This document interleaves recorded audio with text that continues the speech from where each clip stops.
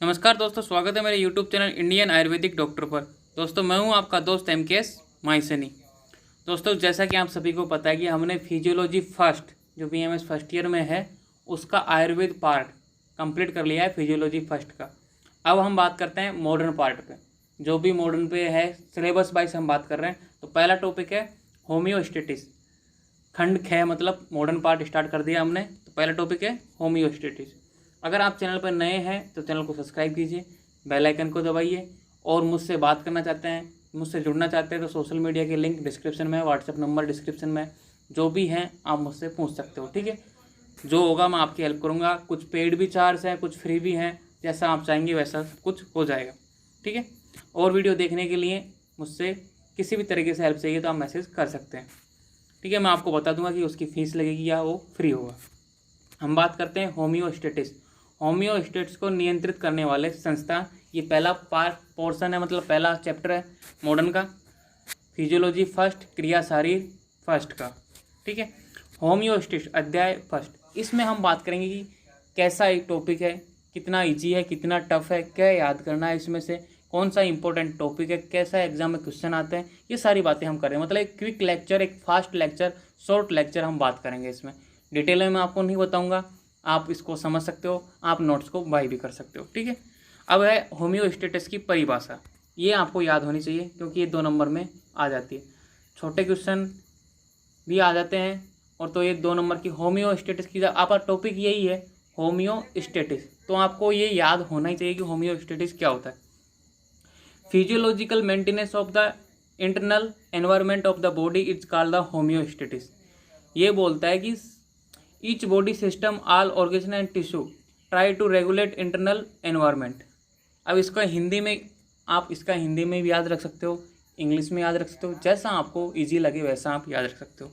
इसका कहने का मतलब यह है कि physiological maintenance of the internal environment, आंतरिक वातावरण of the body is called the homeostasis. आंतरिक वातावरण को, मतलब जो आंतरिक जो चेंजेज होते हैं, केमिकल मेटाबॉलिक क्रियाएं होती हैं, कैटाबॉलिक एनाबॉलिक, उनका में साम्य अवस्था बनाए रखना ही होम्योस्टेटिस है। हिंदी में क्या बोलता है? साम्य अवस्था में शरीर के आभ्यंतर वातावरण का रखरखाव ही होम्योस्टेटिस है। ठीक है, ये इसने अपनी किताबी भाषा में बोला, मैंने आपको हिंदी में समझाया। ये बोल रहा है कि साम्य अवस्था में शरीर में जितनी भी क्रियाएं हो रही हैं उनको साम्य बनाए रखना। ठीक है, तो आभ्यंतर वातावरण का रखरखाव, इनबैलेंस ना हो, अव्यवस्था ना हो, उनका रखरखाव साम्य अवस्था में, वो होम्योस्टेटिस है। ठीक है, role of various system in regulating homeostasis. Homeostasis को नियंत्रित करने वाले विभिन्न संस्थानों की भूमिका। तो आपने ये तो याद करना ही है, स्टार मार्क लगा लो पहले टॉपिक का, होम्योस्टेटिस की परिभाषा। अब विभिन्न संस्थान मतलब अलग अलग तंत्र हैं, जैसे पाचन तंत्र है, श्वसन तंत्र है, अंतःस्रावी तंत्र है। ठीक है, मांसपेशी संस्थान है, त्वचा है, जो भी इसमें है, अस्थि व उत्सर्जन तंत्र है। ये क्या करते हैं कि किस तरीके से ये साम्य अवस्था बनाए रखते हैं, इसके बारे में लिख रखा है। आपको हिंदी में याद हो तो हिंदी में, इंग्लिश में याद हो तो इंग्लिश में। कुछ नहीं कर रखा इन्होंने, बस इंग्लिश लिख रखा है तो आप डर जाते हो।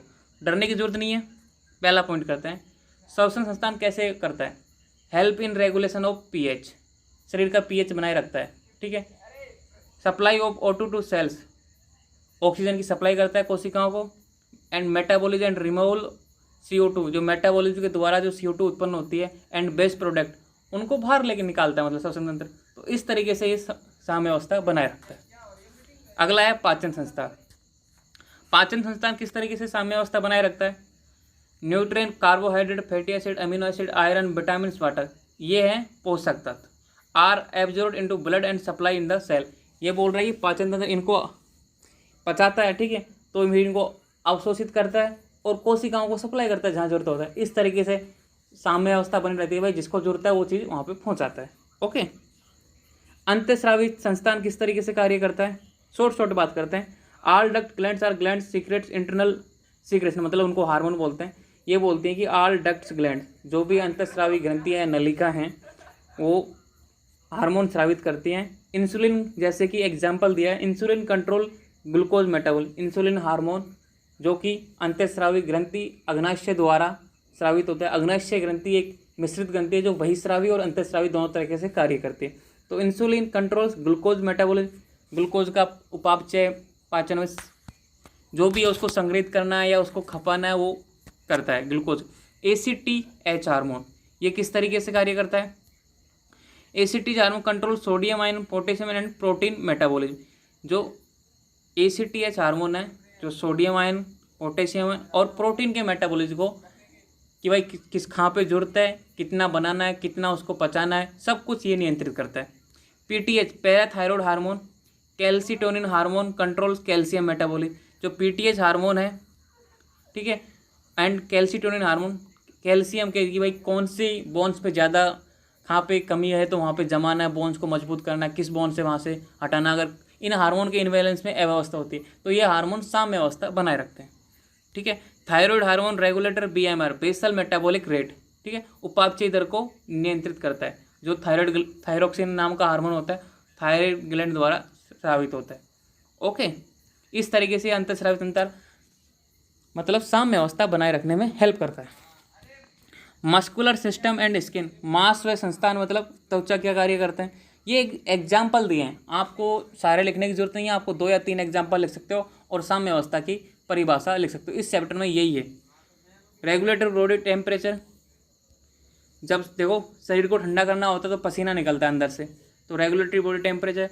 Provide metabolity and protection against एडवाइजर सराउंडिंग, ठीक है, ओके। अब आता है अस्थि व संस्थान, bony formwork for the body surround the protect vital organ, जितने भी आंतरिक अंग हैं उनको प्रोटेक्ट करता है। कौन सा? अस्थि, अपना कंकाल, जितने कंकाल अस्थियों के अंदर हार्ट है, लंग्स है, ठीक है, जितने भी ये सिस्टम है उनको कंट्रोल करता है, मतलब उनको एक तरीके से सहारा प्रदान करता है, प्रोटेक्ट करता है। इस तरीके से साम्य अवस्था में उत्सर्जन तंत्र किस तरीके से सहायता करता है? Help in regulation of pH, regulatory body temperature, exility metabolic end product such a urea and other waste product, कि इनको बाहर निकालने में हेल्प करता है। हानिकारक पदार्थों को बाहर निकाल दे ताकि साम्य अवस्था बनी रहे, शरीर में उनकी मात्रा ज़्यादा ना हो, ठीक है। सर्कुलेटरी सिस्टम, रक्त व संस्थान, वही है जो आपने हिंदी में स्टडी किया है, ठीक है, वैसे ही आपको लिखना है।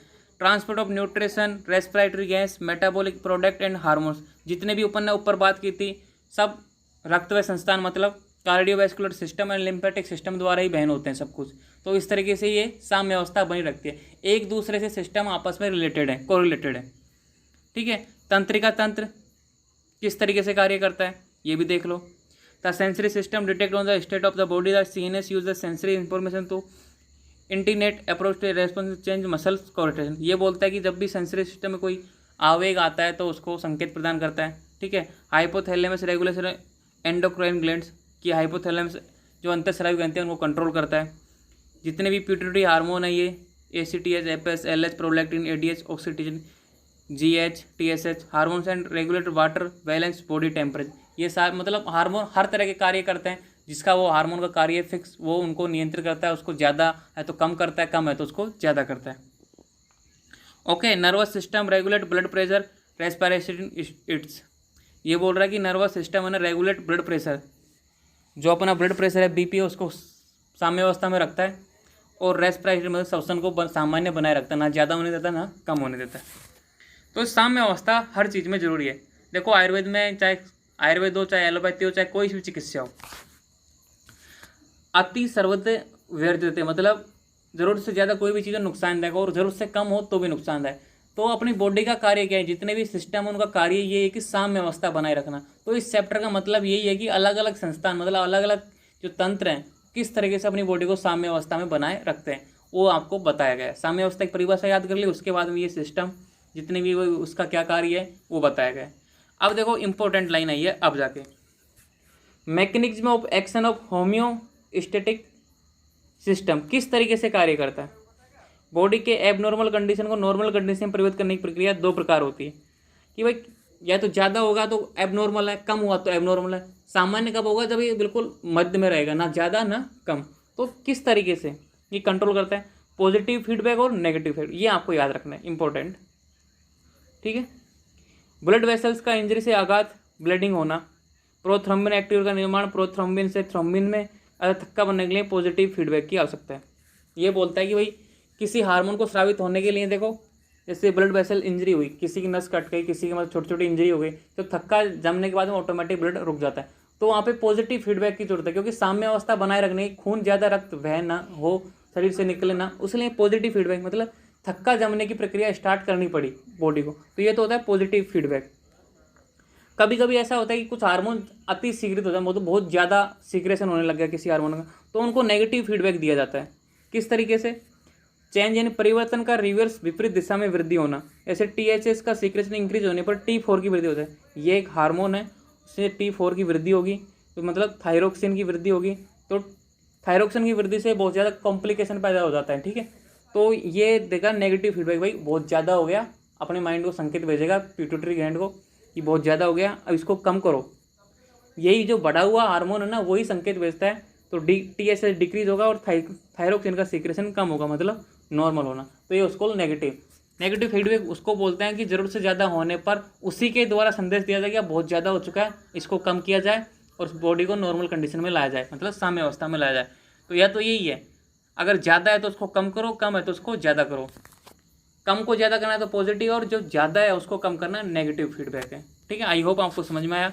तो इसमें दो चीज़ याद करने की बात है, पॉजिटिव फीडबैक मैकेनिज्म और नेगेटिव फीडबैक, ये तो आपको याद करना है क्रियाविधि, ठीक है। और होम्योस्टेटिस की परिभाषा, ये अध्याय कंप्लीट होता है, फर्स्ट अध्याय होम्योस्टेटिस। आई होप आपको पसंद आया होगा। मैंने बहुत ईजी समझाने की कोशिश की है और बहुत जल्दी भी, मतलब फास्ट बोला है। आप ये वीडियो इंडियन आयुर्वेद डॉक्टर पर देख रहे हो, ठीक है। आई होप आपको पसंद आया होगा। थैंक्स, लाइक करना, अपने दोस्तों के साथ शेयर करना। धन्यवाद।